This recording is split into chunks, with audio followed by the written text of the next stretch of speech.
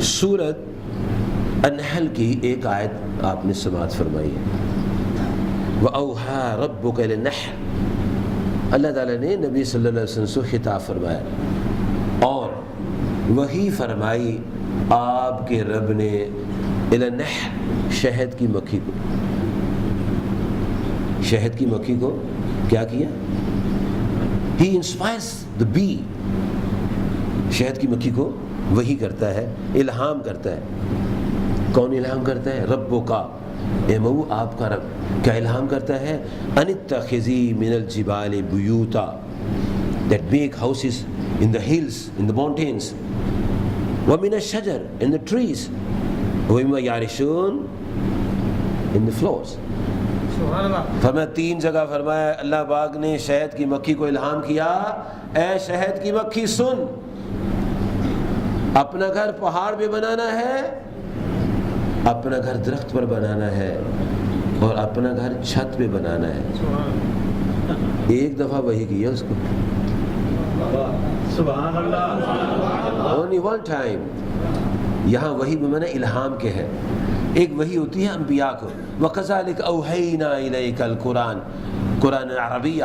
اللہ فرماتے ہیں سورۃ الشورى آیت نمبر 7، اللہ تعالیٰ فرماتے ہیں محبوب علیہ السلام ہم نے آپ پر قرآن پاک وحی فرمائی ہے. كَمَا أَوْحَيْنَا إِلَىٰ إِبْرَاهِيمَ إِلَىٰ مُوسَىٰ، جیسے ابراہیم موسیٰ علیہ السلام پر وحی فرمائی ہے. وہ جو وحی ہے وہ پیغام الہی اور قانون خداوندی نافذ کرنے کے لیے ہے، لیکن جب غیر نبی کے لیے لفظ وحی آتا ہے تو وہاں الہام مراد ہوتا ہے، دل میں بات ڈالنا ہوتی ہے. تو شہد کی مکھی کا دل ہے، ہمارا بھی دل ہے. وہ آوارہ ہے کیسا ہے؟ ہر آدمی کو پتہ ہے میرا دل کیسا ہے، تابع ہے نا فرمان ہے. شہد کی مکھی کا بھی چھوٹا سا دل ہے، پوری اس کا سٹرکچر باڈی کا جو ہے بنا ہوا ہے.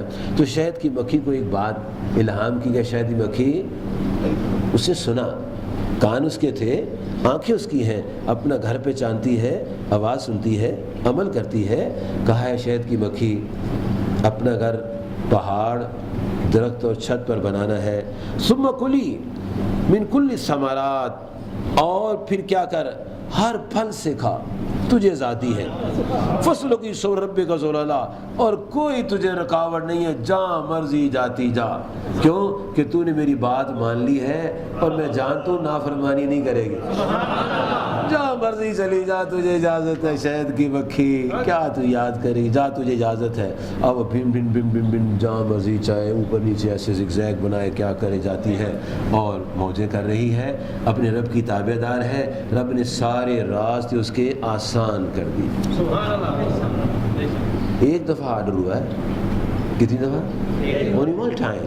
وَأَوْحَىٰ رَبُّكَ إِلَى النَّحْلِ، صرف ایک آیت ہے قرآن پاک، صرف ایک آیت. اس نے اس حکم کی کیسی اطاعت کی ہے. جو ملکہ تھی اس نے سنی بات، اس نے اپنی رعایا کو بتا دی.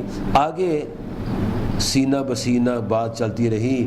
آج تک شہد کی مکھی اپنی ملکہ کے اس الہام جو اللہ نے اس کو کیا اس کی پاسداری کیے ہوئے ہے. آج تک نافرمانی نہیں کی، آج تک. کیڑا نمبر لے گیا، وہ کیڑا نمبر لے گیا. ہمیں تو رب کائنات نے کیا کچھ نہیں فرمایا. ایک نہیں، 2 3 4 5 6 7 8 10 12 20.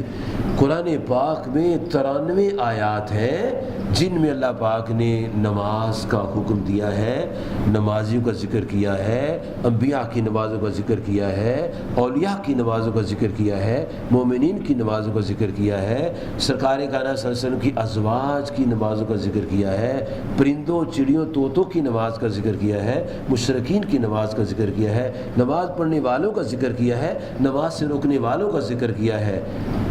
93 مرتبہ. شہد کی مکھی کو ہمیں 93 مرتبہ. اب دیکھ لو، وہ جمعہ ہے تب بات مانے گی، وہ ہفتہ آئے تب بات مانے گی، وہ اتوار آئے تب بات مانے گی، وہ پیر آئے تب بات مانے گی. اس کے لیے یہ کوئی ڈسٹنکشن نہیں ہے کہ جمعے کو میں نے بات ماننی ہے، ہفتے کو بات نہیں ماننی. میں نے جان لیا ہے کہ میں نے صرف جمعے کو بات ماننی ہے، جمعے کو مسجد میں آنا ہے، پھر آگے پیچھے دل کرے تو آنا ہے، دل کرے تو نہیں ہے. اب سن لیں ہم کیا کر رہے ہیں. فیض بھی تو تبھی اتنا ہی مل رہا ہے نا.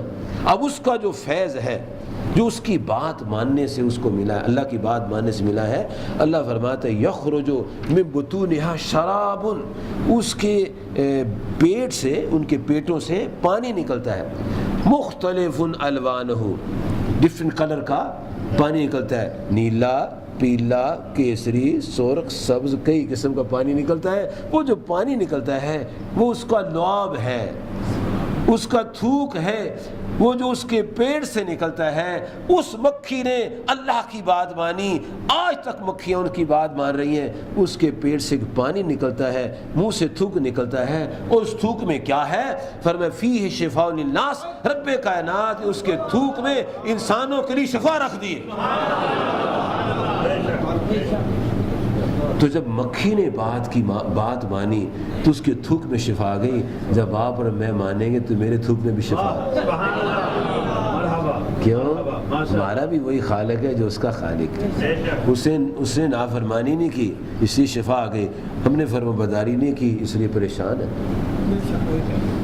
ہمارے آقا صلی اللہ علیہ وسلم تمام تابع داروں کے امام ہیں, تمام انسانوں کے, انبیاء کے, تمام کائنات کے امام ہیں, اور بات کرتے ہیں سچی.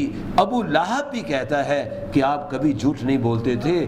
بنی فہد کہتے ہیں آپ ہمیشہ سچ بولتے تھے. بنی فہر کہتے ہیں آپ نے کبھی بھی غلط بات نہیں کی. تو ان کی زبان کی شان یہ ہے کہ جب بولتے ہیں تو قرآن ہوتا ہے, جب بولتے ہیں تو حدیث ہی ہوتی ہے. اور ان کے لعاب شریف کی شان کیا ہے؟ کھارے پانی میں جاتا ہے تو شہد سے میٹھا ہو جاتا ہے, اگر خالی کنویں میں جاتے تو پانی سے بھر جاتا ہے. جناب علی کی صحیح بخاری شریف, جناب علی کی دکھتی سوجی آنکھوں کو لگتا ہے تو آنکھ ایسے صحیح ہو جاتی ہے جیسے کبھی تکلیف ہوئی نہ تھی. ابو قتادہ رضی اللہ عنہ کی آنکھ نکلی کو لگتا ہے ہمیشہ کے لیے صحیح ہو جاتی ہے. کٹے بازو کو لگتا ہے تو بازو صحیح ہو جاتا ہے. کسی کے پھوڑے والے جسم سے لگتا ہے تو جسم سے خوشبو آنے لگتی ہے. تو جو نبی صلی اللہ علیہ وسلم کا پیروکار ہے جب وہ بھی سچ بولتا ہے, بات مانتا ہے, اس کے تھوک میں بھی شفا آ جائے. اسی لیے بزرگان دین جب دم کرتے ہیں تو ایسے نہیں کرتے, ایسے نہیں کرتے. جو ایسے کرے اس کو پتہ نہیں دم کیسے کرتے. ہاں ایسے نہیں دم کرتے. آقا صلی اللہ علیہ وسلم دم کرتے تھے, جب دم کرتے تھے تو لعاب دہن کے نورانی قطرات بھی باہر آتے تھے, کرتے تھے, اور جہاں تکلیف ہوتی تھی وہ خاک شفا ملاتے تھے, مٹی مدینہ شریف کی, اور ملا کے لگاتے شفا ہو جاتا. اللہ تعالیٰ نے فرمایا فی شفاء للناس, شہد کی مکھی کے تھوک میں شفا ہے. کس کے لیے؟ للناس, للناس انسانوں کے لیے شفا ہے. بس مجھے یقین کر لینا چاہیے شہد میں شفا ہے. امام ترمذی کتاب الطب میں, جامع ترمذی کی حدیث ہے, امام ترمذی لکھتے کتاب الطب میں, ایک بندے کو موشن لگے, پخانے لگے, تو آقا علیہ السلام نے فرمایا شہد کھا. اسے شہد کھایا تو پخانے تیز ہو گئے, وہ پھر آیا, اس کے حضور کام بڑھ گیا ہے, فرمایا شہد کھا. اسے شہد کھایا, کام اور تیز ہو گیا. پھر آیا پریشان, اس کا بھائی آیا, حضور اس کا تو حال بگڑ گیا ہے, وہ تو پخانے اور تیز ہو گئے ہیں. تو میں اس کو کہا ہے شہد کھا, اللہ فرماتا ہے فی شفاء, شہد میں شفا ہے, جا کھا جا کے شفا, شہ کے کھا شفا ہو جائے گی. پہلے وہ کھاتا رہا, پھر کھاتا رہا, اب اس کو یقین ہو گیا اس میں شفا ہے, اب کھائے تو ٹھیک ہو گیا. یقین سے بات بنتی ہے. ہمیں یقین کر لینا چاہیے کہ اللہ تعالیٰ کی بات میں بڑی بات ہے, اس کی بات ماننے میں فائدہ ہے. جناب حضرت سیدنا موسیٰ کلیم اللہ علی نبینا علیہ الصلوۃ والسلام و تحیۃ و ثنا کی والدہ محترمہ اپنے پیارے پیارے بچے کو دودھ پلاتی تھی, بڑا پیار کرتی تھی. ایک دن بیٹھے بیٹھے ذہن میں خیال آ گیا